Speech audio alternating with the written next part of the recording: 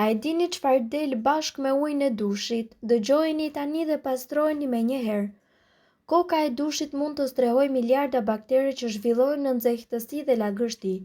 Shumica e këtyre mikrobeve janë të padëmshme, por disa lloje mund të shkaktojnë infeksione në moshkri, sidomos te personat me shëndet delikat. Bakteret formojnë një shtresë të hollë të quajtur biofilm, e cila i mbron ato nga pastruesit dhe dezinfektuesit e zakonshëm. Megjithatë, për shumicën e njerëzve këto mikrobe nuk bëjnë rrezik serioz për shëndetin.